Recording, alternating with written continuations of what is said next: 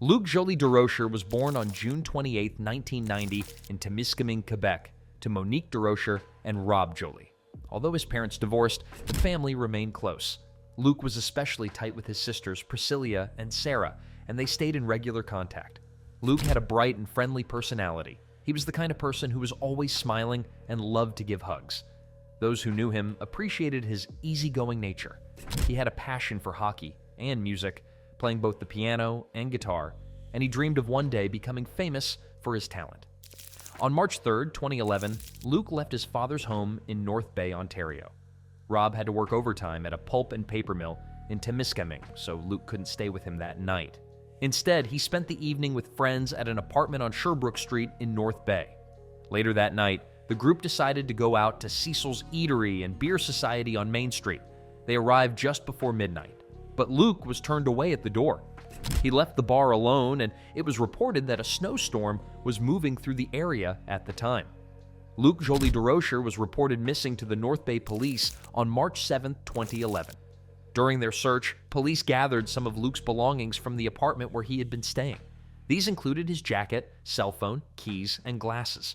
The apartment was later examined further as part of their investigation. Luke's phone records revealed his last text message was sent to his father on the evening of March 4th, asking for a ride home to Quebec the next day. Security footage showed Luke and his friends arriving at Cecil's Eatery and Beer Society just before midnight on the night he disappeared. The footage captured Luke leaving the bar alone, stepping out onto the patio and turning the wrong way before correcting himself and heading toward Main Street. Cameras also caught him outside another nightclub and later walking west toward a Bank of Montreal. At the bank, a man believed to be Luke was seen entering, followed by another unidentified person. On March 15th, someone found Luke's bank card in a snowbank on Sherbrooke Street.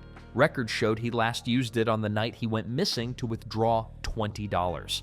Just a few days later, on March 19th, police launched a larger search in downtown North Bay.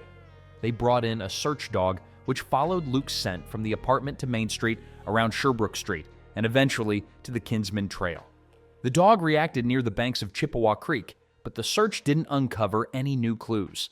Luke Joly-Durocher's disappearance has captured widespread attention from both the media and his community over the years. In April 2011, police began ground searches near Témiscamingue, with help from the Sûreté du Québec and the OPP's K9 unit. A couple of months later, in June, OPP divers searched Lake Nipissing near the water treatment plant based on a public tip, but no significant clues were found. By March 2016, the reward for information about Luke's case increased from $10,000 to $50,000, with support from the OPP and the Ministry of Community Safety and Correctional Services in the hopes of encouraging more leads. Later that year, in June 2016, police searched a home on Boucher Street in Témiscamingue. While nothing turned up during the initial search, investigators returned the following day for further checks. In October 2019, a press conference revealed a potential breakthrough. Investigators shared that Luke had been seen early on March 5, 2011, at Shooter's Bar in the Voyager Inn in North Bay. Witnesses recalled seeing him socializing, and an employee remembered his presence around 3 a.m. It's believed Luke left with at least one person who gave him a ride. After this update, more witnesses came forward to share what they knew.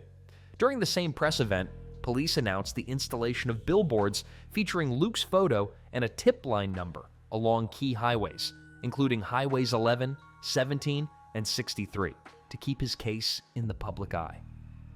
Over the years, police have conducted hundreds of interviews and followed countless tips. They admitted that the early days of the investigation were clouded by misinformation and rumors.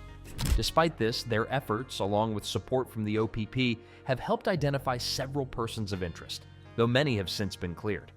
Sadly, authorities now believe Luke likely met with foul play and is no longer alive. His DNA and dental records remain on file, ready to assist in identifying his remains if they are ever found. Luke Joly-Durocher's disappearance has led to several theories about what might have happened to him. One theory comes from his father, Rob, who believes Luke may have been harmed over a debt to an unknown person. Rob suspects this person could be the man seen with Luke on surveillance footage at the Bank of Montreal.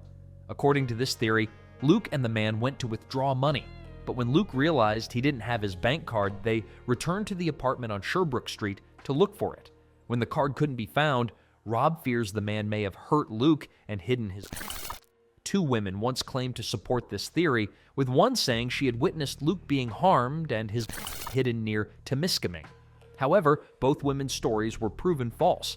They were charged with obstructing justice and served time in jail. Another possibility is that Luke accidentally drowned in Lake Nipissing, perhaps due to his level of intoxication. However, investigators find this unlikely. Shooter's Bar, where Luke was last seen, is far from any water, and the lake was shallow and partially frozen at the time. If Luke had fallen through the ice, it's likely his would have been found quickly. A third theory, popular among online communities, is that Luke may have encountered foul play while trying to hitchhike home to Temiskaming. Earlier that night, he texted his father about getting a ride home the next day. However, some doubt this idea, pointing out that Luke likely wouldn't have left behind his belongings at the Sherbrooke Street apartment if he had planned to travel. Rob has since moved from North Bay to Kapawa, Quebec, near Temiskaming. He honors Luke's memory by lighting a candle every year on his birthday. Inspired by something Luke often said to him, "Lots of light to you, Dad." Luke's story has been shared on podcasts like Shedding Light and Already Gone. Over the years, his family has organized candlelight vigils and community events to raise awareness and funds for the reward, keeping hope alive in the search for answers.